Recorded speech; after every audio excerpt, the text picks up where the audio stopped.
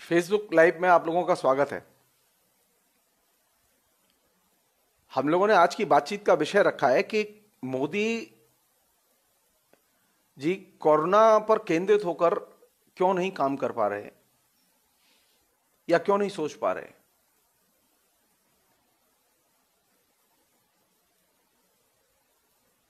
जिन देशों में कोरोना का संक्रमण अभी लगातार तेजी से संप्रसारित हो रहा है, बढ़ रहा है,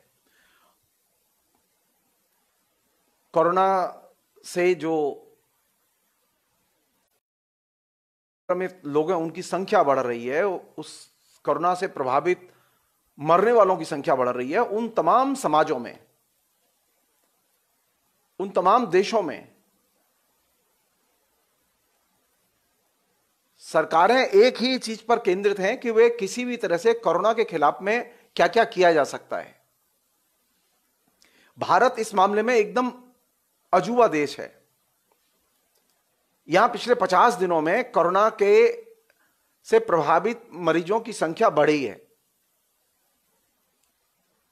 कोरोना थमा नहीं है। कोरोना से मरने वालों की संख्या लगातार बढ़ रही है। कोई दिन ऐसा नहीं होता जिस दिन कि कोरोना से मरने वालों की कोई खबर न मिले। इसके बावजूद केंद्र सरकार कोरोना पर केंद्रित होकर, सब कुछ छोड़कर सिर्फ कोरोना पर ही केंद्रित होकर सोचने के लिए तैयार नहीं है, और यह अपने आप में एक बहुत चिंता की चीज है। इसके बावजूद सबसे जो महत्वपूर्ण चीज है, जिसने कि हम सबको ही नहीं सारी दुनिया को आश्चर्यचकित किया है, अभी सारी दुनिया के लोगों में सिर्फ एक ही चीज के लिए भारत विख्यात है, वह है प्रोपेगेंडा। भारत उत्पादन के लिए, इंजीनियर्स के लिए, डॉक्टर्स के लिए, इनकी क्षमताओं के लिए विख्यात नहीं है। भारत सोने की चिड़िया नहीं है दुनिया में, बल्कि भारत इस बात के लिए विख्यात है कि भारत में कोई ऐसा प्रधानमंत्री है जिसने ऐसा महान प्रोपेगेंडा मॉडल विकसित किया है। उस प्रोपेगेंडा मॉडल के जरिए उसने 135 करोड़ लोगों को एकदम वशीभूत करके रख दिया है। सारी दुनिया के शासक मोदी के प्रोपेगेंडा मॉडल और उसके चरित्र को समझने में लगे हुए हैं, और यह निश्चित तौर पर मोदी की बहुत बड़ी उपलब्धि है। भारत किसी भी दिशा में जाए, वो रसातल में जाए, रसातल से भी नीचे कहीं और कोई तल हो तो वहां जाए, आकाश में जाए, आकाश से भी ऊपर कोई जगह हो तो वहां जाए, लेकिन पीएम नरेंद्र मोदी को इससे कोई लेना देना नहीं है। तो अगर मुझसे पूछा जाए कि पिछले 6 वर्ष में, क्योंकि इस सरकार के अब 6 साल हो चुके हैं, पीएम नरेंद्र मोदी की सरकार ने भारत को क्या दिया, तो हम सिर्फ यही कहेंगे कि प्रोपेगेंडा, प्रोपेगेंडा, प्रोपेगेंडा और प्रोपेगेंडा का ऐसा मॉडल जो कि सारी दुनिया में अनपैरेलल है।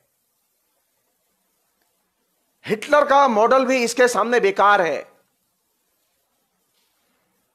मुसोलिनी का मॉडल भी बेकार है, और यही नरेंद्र मोदी के प्रोपेगेंडा मॉडल की सबसे बड़ी उपलब्धि भी है।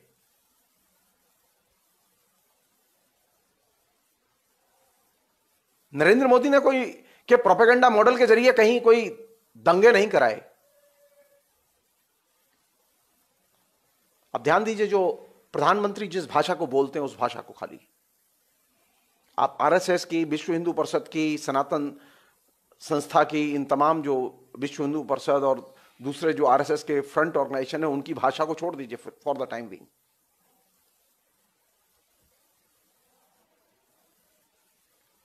पीएम नरेंद्र मोदी ने एक ऐसा मॉडल विकसित किया है जो कि डेवलपमेंट के प्रोपेगेंडा के सारे मॉडल्स का अतिक्रमण कर गया, और प्रोपेगेंडा में अब हम सबको मजा आने लगा है, हम उसके नशे में रहते हैं।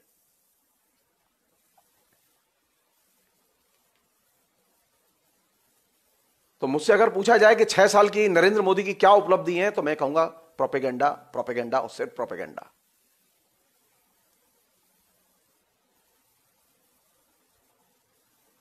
प्रोपेगेंडा को एक दैनंदिन डिस्कोर्स का हिस्सा बनाना दैनंदिन पास टाइम बनाना और एकदम नशे में कन्वर्ट करना, वो एकदम अफीम के नशे की तरह है। आप यहां से देखिए थोड़ी देर के लिए कि नरेंद्र मोदी ने पिछले 6 वर्ष में, ये छोड़ दीजिए अभी जो दृश्य आ रहे हैं, अभी छोड़ दीजिए इनको,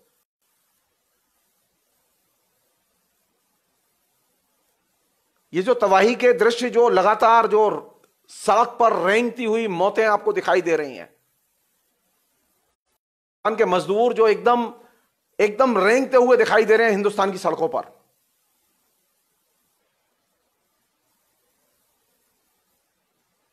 आप कभी ठंडे दिमाग से सोचिए कि पिछले 6 साल में हम लगातार फेसबुक पर लिखते रहे हैं, जब भी बजट आता है हमने लिखा है इसे।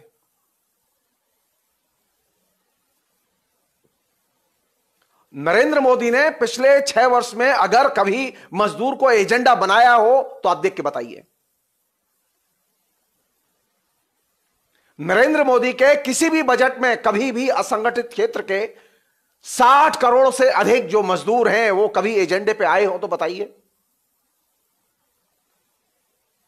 तो जब आपने 6 वर्ष के शासन में कभी भी मजदूरों को, असंगठित क्षेत्र के मजदूरों को आपने एजेंडा ही नहीं बनाया, तो अचानक अब उनकी मौत अगर होने लगे तो आप क्या सोच रहे हैं कि नरेंद्र मोदी को जो पिछले 6 साल से लगातार एक टैबलेट की तरह खाते रहे हैं लोग, वे मजदूरों की तरफ देखेंगे? वे मजदूरों के बारे में सोचेंगे? लगातार जो मीडिया लगातार नरेंद्र मोदी की विकास योजनाओं की टैबलेट हमारे गले में उतारता रहा है और उसने कभी पलट के सवाल नहीं किया। पिछले 6 वर्ष में कभी भी सवाल नहीं किया नरेंद्र मोदी से कि आपके एजेंडे पे मजदूर क्यों नहीं है। तो आज अगर मजदूर मरने कगार पर पहुंच गए हैं, मुझे कोई आश्चर्य नहीं लग रहा है। मुझे मध्यवर्ग के लोग नहीं बोल रहे हैं तो इसमें भी कोई आश्चर्य नहीं लग रहा है।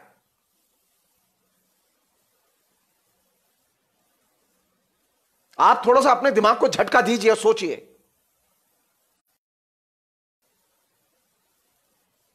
कि आपने विकास के जिस नायक का निर्माण किया, विकास के नायक ने जो योजनाएं, जो बजट पिछले 6 वर्ष में 6 बजट पेश किए, उस सारे के सारे बजट में मजदूर कहीं नहीं था। और यही वजह कि नरेंद्र मोदी कभी भी मजदूरों को संबोधित नहीं करते।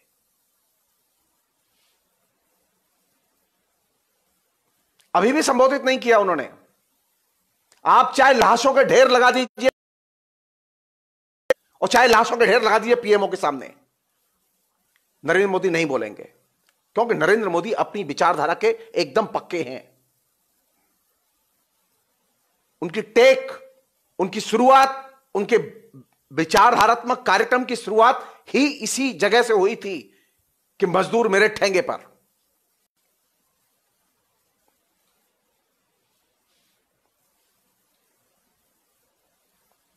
उनके विचारधारात्मक अभियान की शुरुआत ही इसी बात से हुई थी कि लोकतंत्र मेरे ठेंगे पर।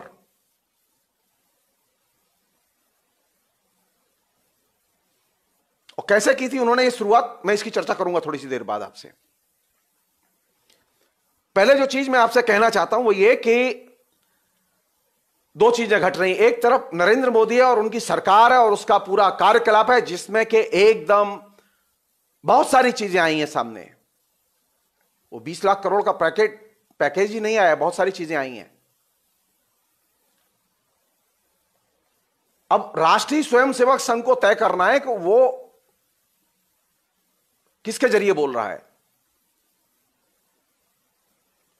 राष्ट्रीय स्वयंसेवक संघ के 2 चेहरे हैं। एक चेहरा वह है जो कि नरेंद्र मोदी और एक चेहरा वह है जिसे भारतीय मजदूर संघ कहते हैं।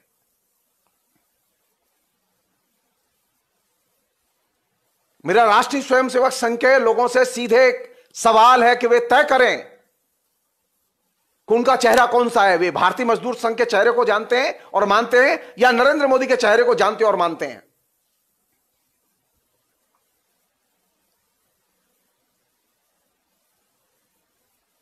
नरेंद्र मोदी ने जिस दिन 20 लाख करोड़ के पैकेज की घोषणा की और उसके बाद के दिन से लगातार 3 दिन 4 दिन तक वित्त मंत्री सीता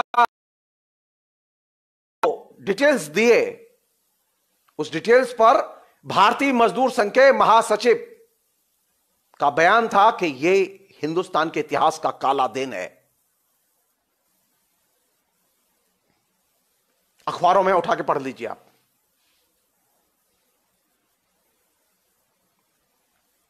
ब्रजेश उपाध्याय नाम है उन सज्जन का जो भारतीय मजदूर संघ के महासचिव हैं।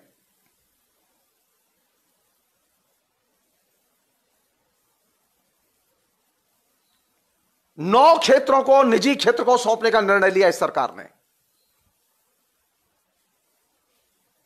जनता की राहत के पैकेज की घोषणा के नाम पर, और भारतीय मजदूर संघ के महासचिव ने कहा कि यह हिंदुस्तान के इतिहास का काला दिन है। हम जानना चाहते हैं कि राष्ट्रीय स्वयंसेवक संघ के लोग नरेंद्र मोदी की जबान से बोल रहे हैं या वो भारतीय मजदूर संघ के लोगों की जबान से बोल रहे हैं।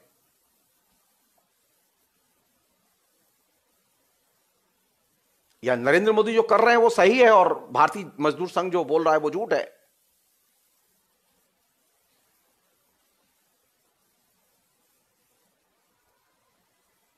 छोड़ दीजिए कम्युनिस्टों ने क्या कहा, राहुल गांधी ने क्या कहा, सबको छोड़ दीजिए। मुझे सिर्फ भारतीय मजदूर संघ के महासचिव के इस स्टेटमेंट पर एक बयान चाहिए।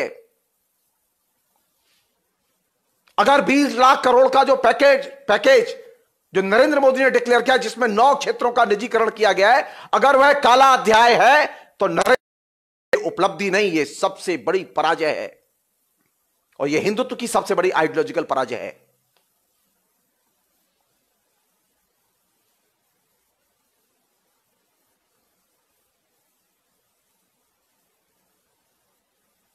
हिंदुत्व की विजय के नाम पर नरेंद्र मोदी आए थे और निजीकरण के नाम पर अब हिमालय की श्रृंखलाएं चढ़ रहे हैं।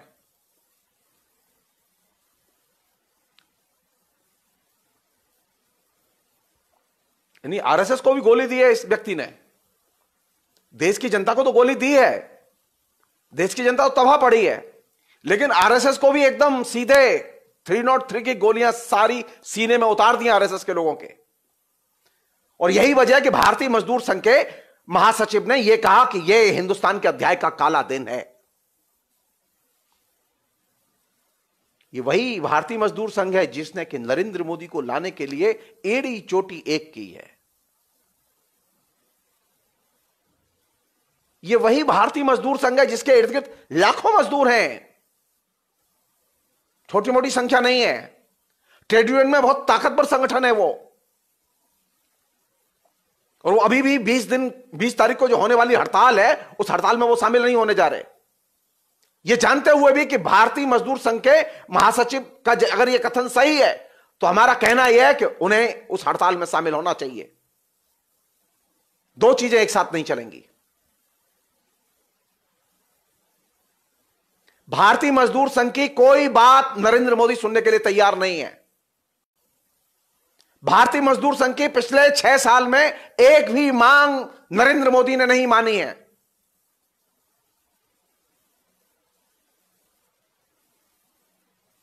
और सबसे विपत्ति के समय, जिस समय जनता के ऊपर एकदम विपत्तियों का पहाड़ गिर पड़ा है, उस समय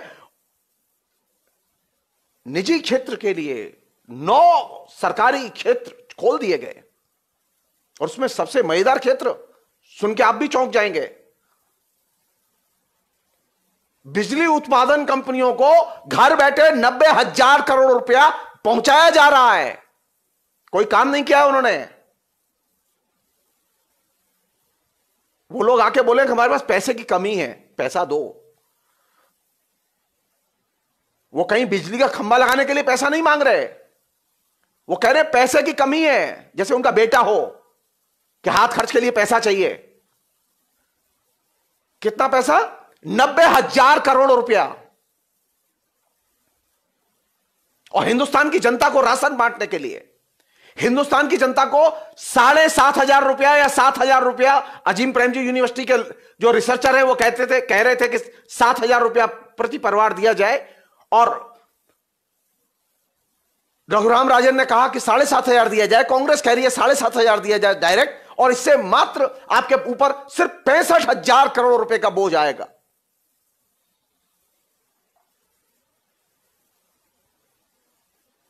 लेकिन आप इसके लिए तैयार नहीं है। आपने सीधे बिजली उत्पादन कंपनियों को 90,000 करोड़ रुपया सीधे उनकी पॉकेट मनी खर्च के लिए कि बेटे खर्च करो, मौज करो।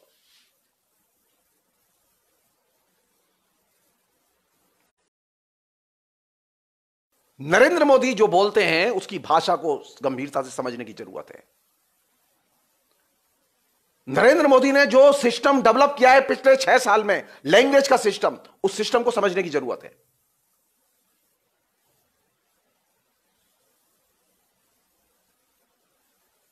एक और चीज है जिसे समझने की जरूरत है, वो बहुत इंपॉर्टेंट है। एक अभी नरेंद्र मोदी की हम चर्चा करेंगे, थोड़ा सा रोक के। अभी लॉकडाउन की घोषणा का सबसे पहला प्रतिवाद किसने किया? सिर्फ मजदूर, मजदूर और मजदूर। ये मजदूर निकल पड़े। उन्होंने नारे नहीं लगाए, जुलूस नहीं निकाले, सिर्फ प्रतिवाद में सड़कों पर निकल पड़े। इसे कहते हैं साइलेंट प्रोटेस्ट। हिंदुस्तान के मजदूरों ने, दिहाड़ी मजदूरों ने, असंगठित क्षेत्र के मजदूरों ने लॉकडाउन को एक सिरे से ठुकरा दिया। सारे दावे कि हमने लॉकडाउन लागू किया, सारे दावे एकदम झूठे साबित कर दिए। हिंदुस्तान के मजदूरों ने साइलेंटली एकदम वे सारे दावे झूठे साबित कर दिया कि हिंदुस्तान पर मेरा शासन है और मैं जो कहता हूं वही होता है। मजदूर अभी थम के नहीं दे रहे। वो एकदम असहाय, एकदम कुछ नहीं है उसके पास में, लेकिन वो थम के नहीं दे रहे। वो लगातार वो रूल्स ब्रेक कर रहे हैं, और ठीक वैसे ही रूल्स ब्रेक कर रहे हैं साइलेंटली, जैसे कश्मीर की जनता ने किया था। हिंदुस्तान की जनता, हिंदुस्तान का मजदूर एकदम गांधीयन तरीके से सरकार की जन विरोधी और हृदयहीन नीति का विरोध कर रहा है। मजदूरों का जो ये मरना है, ये मरना नहीं है, ये उनकी शहीदाना हरकत है, ये कुर्बानी है उनकी।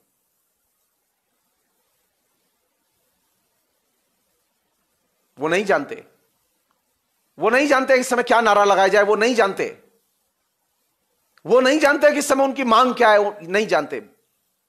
कोई कह रहा है मुझे पानी दो, कोई कह रहा है मुझे घर तक पहुंचा दो। उनकी कोई मांग नहीं है। उनकी सिर्फ हरकत में एक ही चीज है कि हम इस लॉकडाउन को नहीं मानते। और अगर मुझसे पूछें तो नरेंद्र मोदी की सबसे बड़ी पराजय है। नरेंद्र मोदी की 6 साल के शासन के बाद सबसे बड़ी पराजय यह है कि हिंदुस्तान के मजदूर वर्ग ने एक सिरे से नरेंद्र मोदी को ठुकरा दिया है।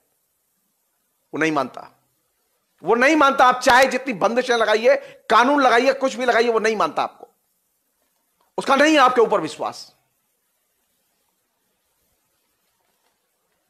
वो नहीं चाहता कि आप उसके बारे में बोलें।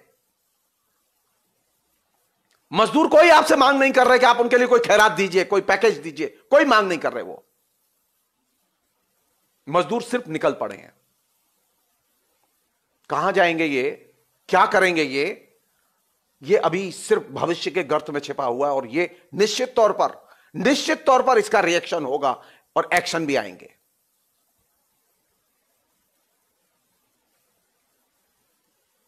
हमने अपने इसी बातचीत में पहले भी कई बार यह बात रखी है आपके बीच में कि जहां इतने बड़े पैमाने पर लोग निकल रहे हैं और आ रहे हैं, क्या परेशानी है नरेंद्र मोदी को निकल के आने में और एक सांत्वना देने में, एक सामान्य सा सांत्वना देने वाला एक बयान देने में? क्या परेशानी है राजनाथ सिंह को और दूसरे कैबिनेट मिनिस्टर को कि वो मौके पर जाएं और लोगों को संतोष और सांत्वना दें और भरोसा दें कि आप घबराइए मत।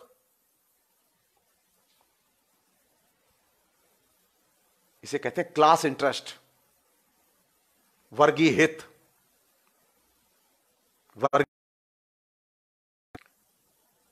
नरेंद्र मोदी हो, चाहे राजनाथ सिंह हो, चाहे वो अमित शाह हो, वो मजदूरों के लिए नहीं है, वो मजदूर वर्ग के नहीं है। अगर होते तो वे सड़कों पर जाते, उनको रोकते, उनसे हाथ जोड़ते और कहते घर चलो।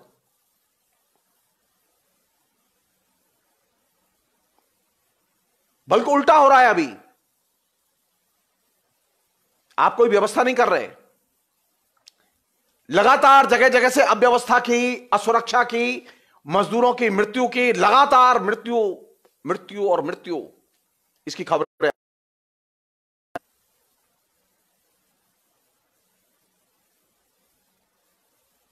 और कोई आश्चर्य की बात नहीं है, कोरोना से जितने लोग मरेंगे उतने लोग बिना कोरोना के, यानी इस मजदूरों की इस पूरी भाग दौड़ में, इस तमाम किस्म की असुविधा में, उससे ज्यादा लोग मर जाएंगे।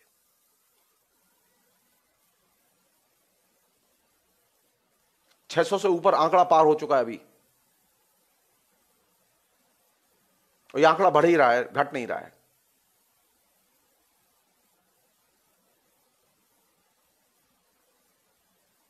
तो नरेंद्र मोदी का प्रतिवाद कौन कर रहा है? प्रतिवाद नारे से नहीं होता, आचरण से होता है। और मुझे ये असंगठित क्षेत्र के अशिक्षित एकदम मजदूर जो सड़कों पर निकल पड़े हैं, ये बिल्कुल मुझे वो प्रतिवाद के प्रतीक लगते हैं, क्योंकि जो साइलेंटली निकल पड़े हैं, जिनके पास भाषा नहीं है, सिर्फ दर्द है, सिर्फ पीड़ा है। अगर आप पीड़ा को महसूस कर सकते हैं तो आप इस प्रतिवाद के मीनिंग को समझ सकते हैं। अगर आप दर्द के एहसास को नहीं जानते तो आप इस प्रतिवाद को नहीं समझ सकते। मुझे कोई आश्चर्य नहीं हुआ कि नरेंद्र मोदी ने 20 लाख करोड़ के पैकेज में असंगठित क्षेत्र के मजदूरों के लिए कोई चीज डिक्लेयर नहीं की। मुझे कोई आश्चर्य नहीं हुआ। मेरा तो सवाल यही है कि राष्ट्रीय स्वयंसेवक संघ तय करे कि भारतीय मजदूर संघ सही बोल रहा है या नरेंद्र मोदी सही बोल रहा है। 20 लाख करोड़ का पैकेज जो डिक्लेयर हुआ, उसको भारतीय मजदूर संघ के महासचिव ने एक काले अध्याय की संज्ञा दी है, क्योंकि 9 क्षेत्रों का निजीकरण किया गया है उसमें।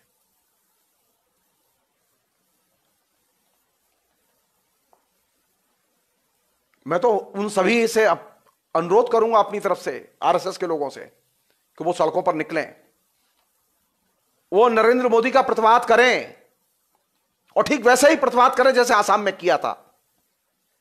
आसाम में इलेक्शन जीतने के बाद भी नागरिकता कानून को लागू करने के बारे में मुख्यमंत्री कमिट नहीं कर पाया, क्योंकि जनता सड़क पर निकल पड़ी थी। और गली गली, मोहल्ले मोहल्ले में जो आरएसएस के लोग थे, बीजेपी के लोग थे, वे मजबूर थे जनता के साथ खड़े होने के लिए। तो वहां के मुख्यमंत्री ने घोषणा की कि मैं अपने राज्य में नागरिकता कानून को लागू नहीं करूंगा। अभी सारा देश ये डिमांड करता है कि आरएसएस के लोग अपनी खोल से निकलें और नरेंद्र मोदी को समर्थन देना बंद करें। तो नरेंद्र मोदी ने अभी जो रास्ता पकड़ा है वह हिंदुत्व की ओर नहीं जाता, वह सनातन हिंदू धर्म की ओर नहीं जाता, वो आरएसएस की ओर भी नहीं जाता। नरेंद्र मोदी के भाषण और नरेंद्र मोदी के नीतिगत आचरण आरएसएस की आइडियोलॉजी, जो इसका कि आरएसएस भारतीय मजदूर संघ और स्वदेशी जागरण मंच की तरफ से प्रचार करता रहा है, उसके दृष्टिकोण के भी खिलाफ जाता है।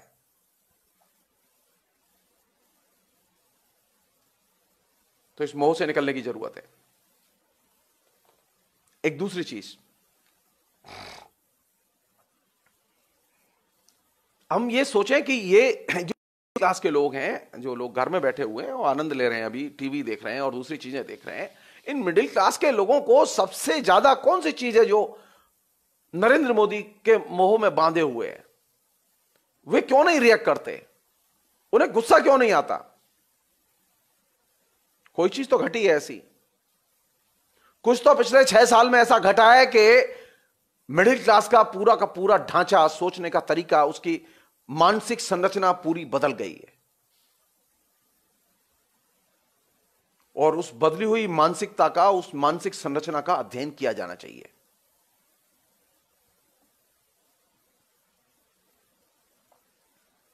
नरेंद्र मोदी के प्रचार ने सबसे पहला काम यह किया कि उसने सोचने के, और खासतौर पर विचारों के संदर्भ में सोचने की जो आदत थी शिक्षित वर्ग की, उस आदत को सस्पेंड कर दिया। अब मध्य वर्ग के लोग, शिक्षित वर्ग, विश्वविद्यालय कॉलेज से पढ़कर निकले हुए लोग या वहां पढ़ने वाले लोग अब विचारों और अवधारणाओं में नरेंद्र मोदी को लेकर नहीं सोचते।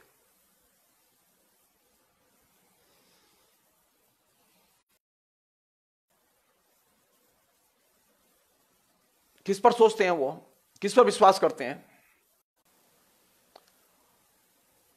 कंप्यूटर और मोबाइल पर विश्वास करने के कारण एक ऐसी स्थिति भी पैदा हुई है कि अगर कंप्यूटर और मोबाइल में अगर गलत सूचनाएं भी आ रही हैं तो ये मध्य वर्ग के लोग उस पर भी विश्वास करते हैं। ये जो अपने जीवन के जो साक्षात रियल एक्सपीरियंस हैं उस पर विश्वास नहीं करते। अगर आप किसी से कहें कि भाई जरा देख लो ये मजदूरों के साथ क्या हो रहा है, तो वो उस पर विश्वास नहीं करते। वे अपनी अनुभूति पर विश्वास नहीं करते। और ये जो शिफ्ट है, ये शिफ्ट बहुत खतरनाक है। नरेंद्र मोदी को इसका श्रेय जाता है सामान्य मध्य वर्ग के शिक्षित लोगों को, पढ़े लिखे लोगों को, जो बुद्धिजीवी थे, उनको उसने अवधारणाओं में सोचने से एकदम वंचित कर दिया है।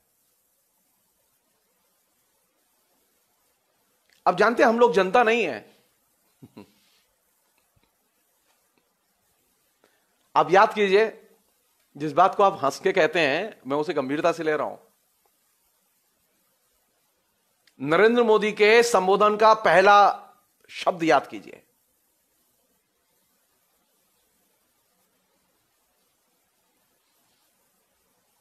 ये जो भाइयों और बहनों, इस भाइयों और बहनों के पदबंध ने पूरे के पूरे हिंदुस्तान की डेमोक्रेसी के, लैंग्वेज के, पॉलिटिक्स के डिस्कोर्स को एकदम रिवर्स कर दिया है। अब जनता की कैटेगरी में नहीं सोचते।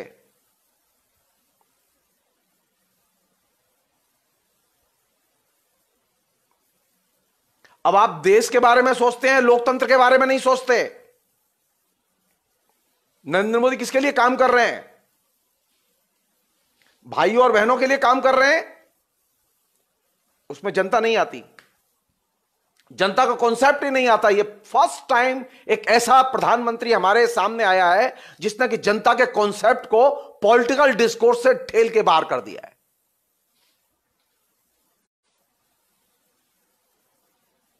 6 साल पर हमें यह तो बताना पड़ेगा ना, समीक्षा करनी पड़ेगी ना कि नरेंद्र मोदी ने क्या दिया। नरेंद्र मोदी ने एक नई भाषा दी, एक ऐसी भाषा दी जिसमें कि जनता और जनतंत्र या लोकतंत्र, अब ये दो चीजें गायब हैं। नरेंद्र मोदी के भाषण में लोकतंत्र और जनता, ये दो चीजें एक सिरे से गायब हैं। इनको दूसरी चीजों के जरिए अपदस्थ कर दिया गया है। ऑरवेल का जो उपन्यास है ना 1984, उस उपन्यास में एक मार्के की चीज है जो कि उपन्यास में है। वो क्या है कि अगर तुम्हें दिमागी गुलामी देखनी हो तो तुम देखो कि भाषा कैसे बदली जा रही है।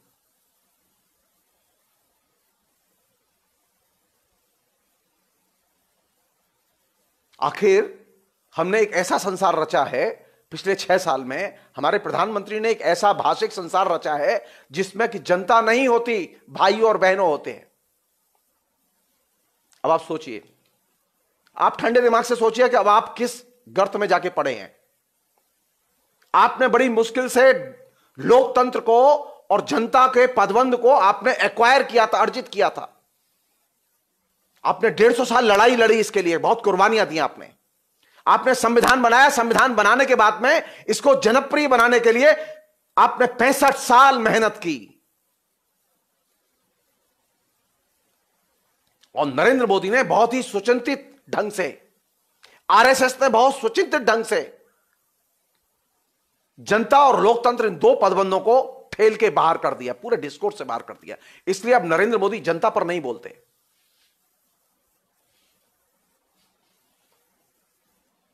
नरेंद्र मोदी को जनता के दुखों पर कभी कोई तकलीफ नहीं होती, क्योंकि वे जनता को देखते ही नहीं है। वो तो प्रतिज्ञा करके घुसे थे, यही भाइयों और बहनों के संबोधन के साथ घुसे थे, जिसको कि आपने हंसी के साथ लिया। नरेंद्र मोदी का ये जो भाइयों और बहनों का संबोधन है, ये उनकी पूरी आइडियोलॉजिकल संरचना, उनकी जो दिमागी संरचना है, उसने पूरे हिंदुस्तान की दिमागी संरचना को बदल दिया, और खासतौर पर शिक्षा की संरचना को बदल दिया उसने।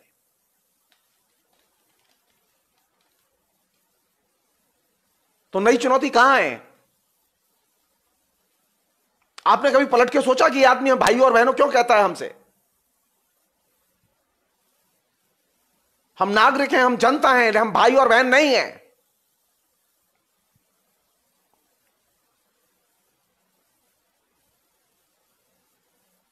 मेरे किसान भाइयों, मेरे मजदूर भाइयों, ये हर चीज में भाई जो आ रहा है, ये कौन सा भाई है ये?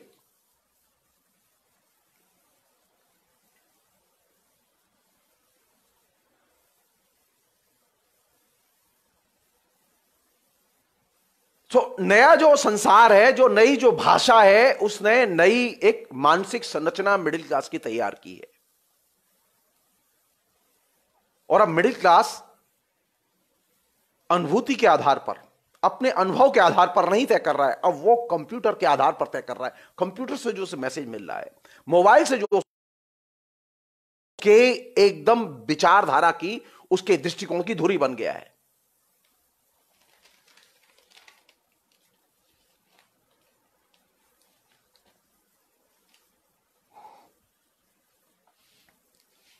दूसरी चीज जो इस पूरे के मेंटल स्ट्रक्चर को बनाने में जो नरेंद्र मोदी ने मेहनत की है, नरेंद्र मोदी ने बहुत मेहनत की है, इसमें कोई दुराई नहीं है।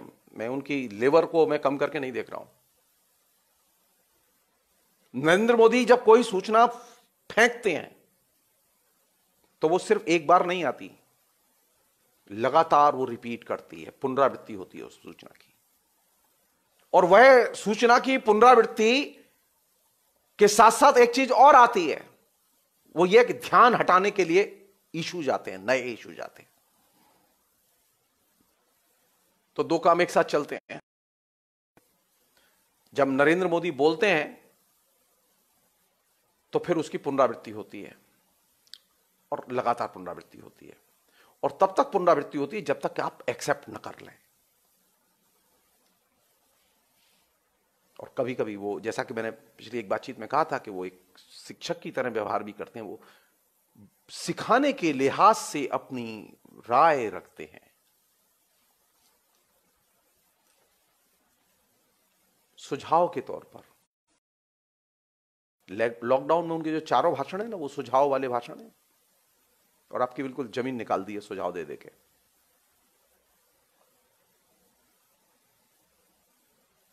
नरेंद्र मोदी जो सुझाव देते हैं, नरेंद्र मोदी के जिन सुझावों की पुनरावृत्ति मीडिया करता है, हम लोगों ने ऐसी स्थिति बनाई है कि अब हम उनके सुझावों का विश्लेषण नहीं करते, उन सुझावों के बारे में सोचते नहीं हैं। वो जो सूचनाएं दे रहे हैं, उन सूचनाओं का भी विश्लेषण नहीं करते, बल्कि उसे सत्य मानकर चलते हैं और मान लेते हैं, क्योंकि उसमें एक इनबिल्ट एक लॉजिक है। लॉजिक यह है कि जब कोई सुझाव दिया गया तो उसको रिपीट करो, रिपीट करो, रिपीट करो, और तब तक रिपीट करो जब तक कि वो एक्सेप्ट ना कर ले। और एक्सेप्ट जब कर ले तो अब तुम फिर सच बोलो या झूठ बोलो, गलत बोलो या सही बोलो, कोई फर्क नहीं पड़ता, क्योंकि अब वो सीधे एक्सेप्ट करेगा।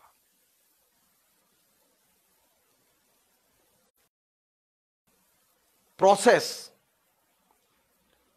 मध्यवर्ग के दिमाग की, शिक्षित मध्यवर्ग के दिमाग की निर्मिति का जो ये प्रोसेस, नरेंद्र मोदी ने एडॉप्ट किया, वह प्रोसेस समझने की जरूरत है।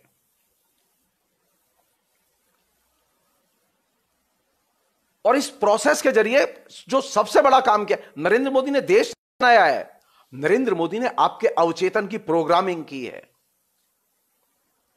भारतीय नागरिकों के अवचेतन में क्या रहेगा और क्या नहीं रहेगा, भारतीय नागरिक कैसे सोचेंगे और कैसे नहीं सोचेंगे, इसकी बाकायदा लैंग्वेज प्रोग्रामिंग की गई है। और वो प्रोग्रामिंग करके आपके दिमाग को एक सिरे से, एक खूंटे से बांध दिया गया है।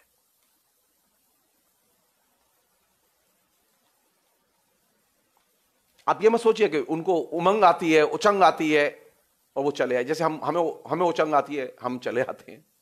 हमें कोई योजना नहीं बनानी पड़ती कि इसका क्या असर होगा, कौन मानेगा कि नहीं मानेगा, क्या परिणाम निकलेंगे इसके, क्योंकि हमारा मन है कि हम बोल रहे हैं, क्यों खाली बैठे हैं। नरेंद्र मोदी खाली बैठे होंगे तब भी नहीं बोलेंगे।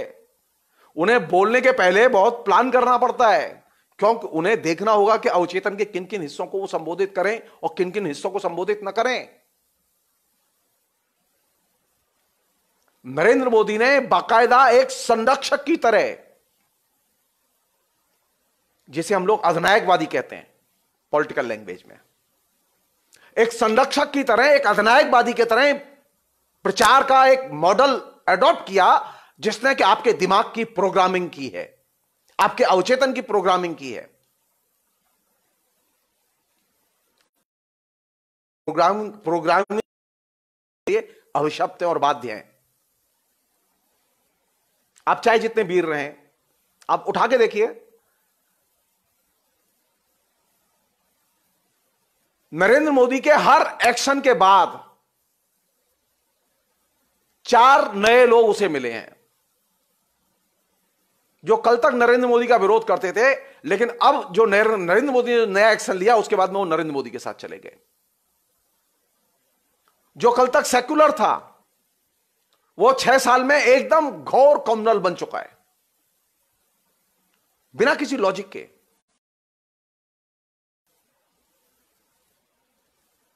आपने कभी सोचा कि बिना लॉजिक के कैसे आदमी बदलता है और क्यों बदलता है? वो इसलिए बदलता है क्योंकि उसके दिमाग की संरचनाओं की प्रोग्रामिंग कर दी गई है। उनको बाकायदा विधागत तौर पर उनको रचा गया है और तय किया गया है कौन सी चीज इसके दिमाग में जाएगी और कौन सी चीज नहीं जाएगी। ये कैसे सोचेगा, कब सोचेगा, नहीं सोचेगा तो कौन सी चीज नहीं सोचेगा, ये सब चीज तय कर दी गई है। और इस प्रोग्रामिंग में आरएसएस के प्रमुख भी ध्वस्त पड़े हैं। ऐसा नहीं है कि हम और आप ध्वस्त पड़े हैं। अगर भारतीय मजदूर संघ के महासचिव की बात सच है कि कहा कि ये हिंदुस्तान के इतिहास का काला दिन है, तो आपने क्या आरएसएस के सरसंघ चालक मोहन भागवत का बयान देखा कहीं? आपने कभी कहीं किसी भी नेता का बयान देखा जो कि नरेंद्र मोदी की कैबिनेट में है? क्या नहीं। ये प्रोग्रामिंग खाली ये सिर्फ जनता की नहीं हो रही है, बल्कि ये बीजेपी के नेताओं की भी हो रही है।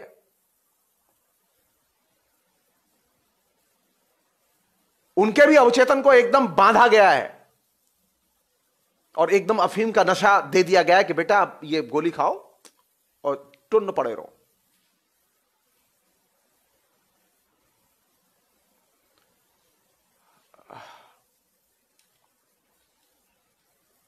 अब जितनी भी सूचनाएं, जितने भी प्रपोजल्स, देखिए सरकार ने 20 लाख करोड़ का पैकेज डिक्लेयर किया ना, तो वो प्रपोजल्स हैं जो भविष्य में कैरी आउट होने हैं। कुछ जल्दी होंगे, कुछ देर से होंगे। ये प्रस्ताव, दिमाग का ढांचा इस तरह से बनाया गया है हम सब लोगों का कि हम उन प्रपोजल्स को सीधे एक्सेप्ट करते हैं, विश्वास करते हैं कि हाँ ये करेंगे, और ये मान के उसे हजम भी कर रहे हैं।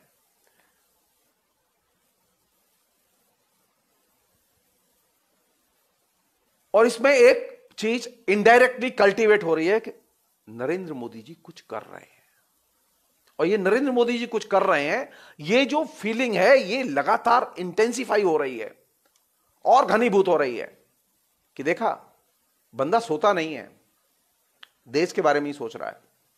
इतनी विपत्ति में भी बिजली सेक्टर, कोयला सेक्टर, तमाम एविएशन सेक्टर, तमाम सेक्टर्स के बारे में सोच रहा है।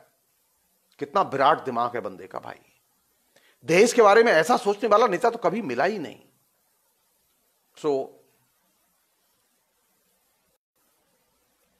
सिर झुका के दिए गए हैं, जो सुझाव दिए गए हैं उन्हें सिर झुका के स्वीकार करो। कोई ऑप्शन नहीं है, क्योंकि आप दिमागी जो संरचना और व्यूह रचना बनाई गई है उसको आप चुनौती नहीं दे रहे हैं, आप उसे क्वेश्चन नहीं कर रहे हैं, आप उसके सवाल नहीं खड़े कर रहे हैं। आप ये सवाल ही नहीं खड़े कर रहे हैं कि नरेंद्र मोदी के आने के बाद में हमारी भाषा कैसे बदल गई।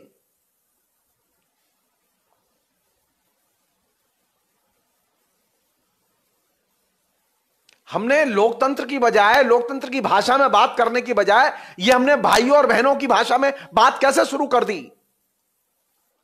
और अगर ये भाइयों और बहनों की भाषा में बात शुरू हुई है और देश आ गया है बीच में, लोकतंत्र नहीं है, तो जब देश आ जाएगा तो इस सिस्टम का क्या होगा। नरेंद्र मोदी की चिंता लोकतंत्र नहीं है, व्यवस्था, सिस्टम। नरेंद्र मोदी के भाषण उठाइए आप, लगातार वो सिस्टम को लेकर बहुत चिंतित है और सिस्टम को लेकर प्रश्न उठा रहे हैं। वो लोकतंत्र को लेकर चिंतित नहीं है, उन्होंने सिस्टम के कॉन्सेप्ट के जरिए, सिस्टम के पदबंध के जरिए लोकतंत्र को अपदस्थ कर दिया है।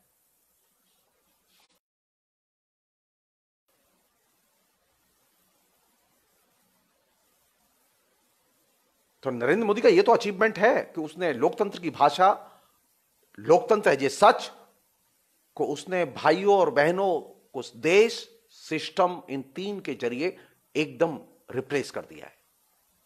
और ये साधारण उपलब्धि नहीं है। ये काम इंदिरा गांधी इमरजेंसी में नहीं कर पाई।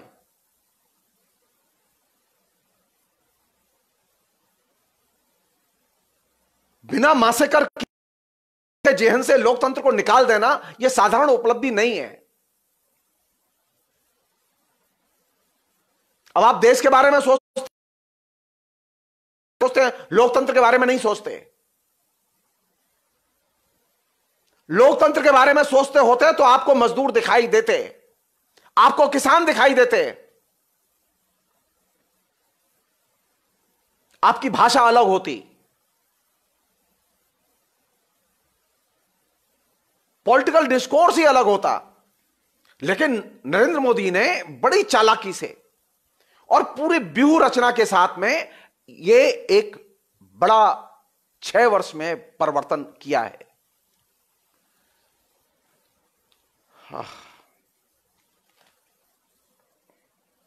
देखिए अब इसकी स्टाइल देखिए कैसी, मतलब मजेदार स्टाइल है।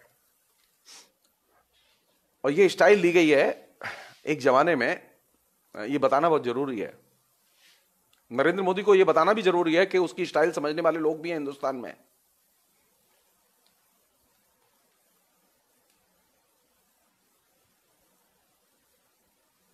एक जमाने में अमेरिका में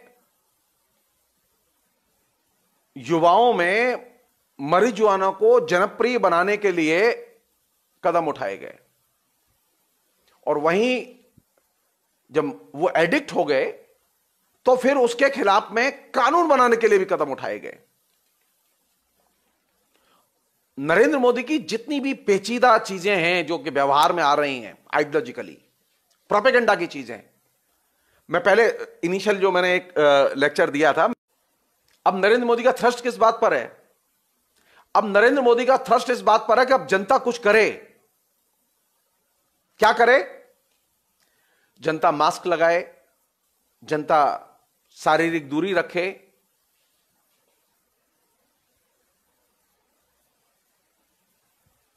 हाथ धोए। एक तरफ जनता से कहा जा रहा है कि जनता जो कोरोना के संक्रमण को रोकने के जो उपाय हैं उनका पालन करे, और वहीं दूसरी तरफ एक ही साथ एक तरफ कहा जा रहा है कि आप कोरोना को रोकने के लिए जो उपाय बताए जा रहे हैं उनका पालन करें, और वहीं दूसरी तरफ लॉकडाउन को धीरे धीरे धीरे धीरे खोला जा रहा है। संक्रमण थमा नहीं है, लेकिन लॉकडाउन को खोला जा रहा है। और जब आप बाहर निकल गए, खुदा न खास्ता, तो क्या होगा?